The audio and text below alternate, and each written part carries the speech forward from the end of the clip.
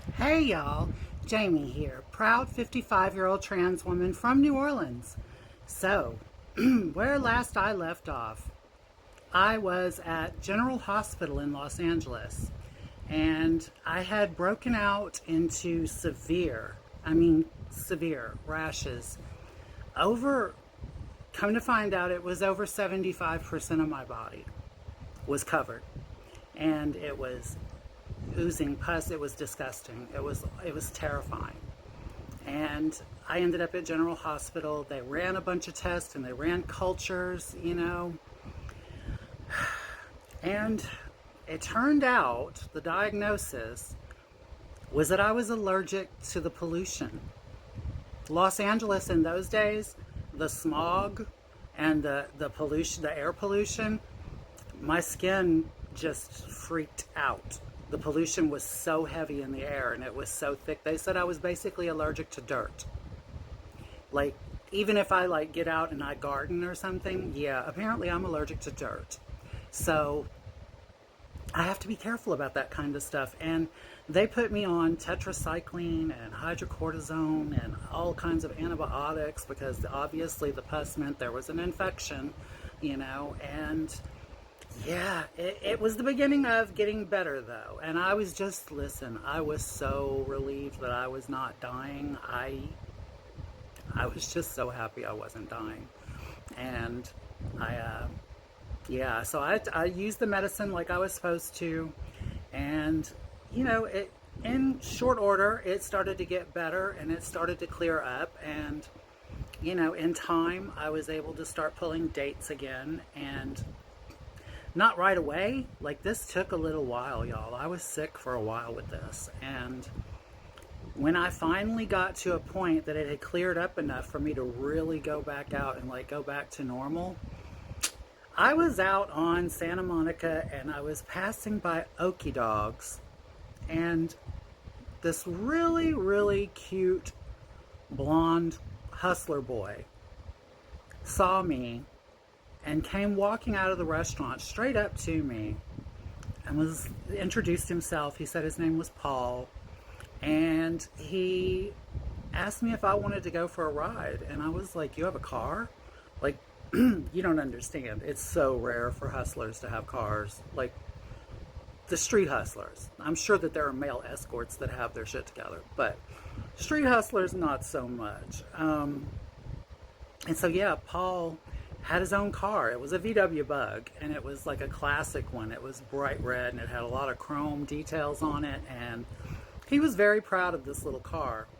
And so we went riding around and smoked a joint, and we were talking, and come to find out, he had a sugar daddy that lived up in the Hollywood Hills, and so he was staying there with him, and that's who had bought him the car.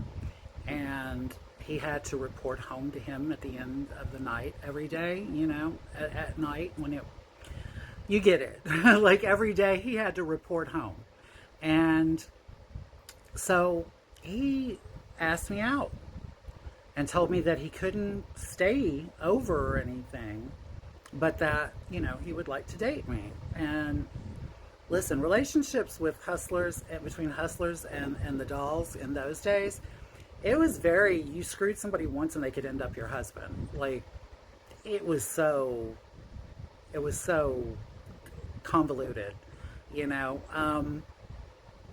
So we went out on a date, and he took me out to dinner, and we rode around up and down Sunset, and I think we went down by the beach even. And so after we didn't do anything other than kiss the first couple of times we went out. And he was actually treating me really respectfully, and Paul seemed like a very nice guy. He was about, I would say, about 6 foot, and blonde hair, green eyes, really good looking boy. I mean, really good looking boy. Kind of looked like a country boy. He gave you that kind of vibe. Looked like he could be like an all-American baseball player type, like I could see him doing something like that. So Paul and I get to the third date, and we all know as grown-ups what the third date usually means, and it's kind of awkward since being a hooker, You know, first dates were usually a real guaranteed sure thing with me. But anyway, Paul and I were seeing, there was no money involved with me and Paul. And we got into my room and we went to my bed and we started messing around and we're getting intimate and we're getting into it, and you know, we're kissing. And in the 80s, you know, the girls still wore, like a lot of the girls still wore pantyhose and stuff in those days. It just, they hadn't gone out of style yet. And so I had on like nude pantyhose and the no nonsense kind, if anybody remembers that brand. Any other old girls out there remember that? And yeah, Paul goes down and he's working his way down my body and he's kissing.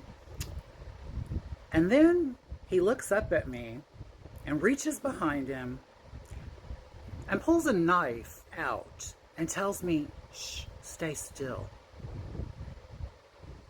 And if y'all want to know what happened next, y'all know the routine.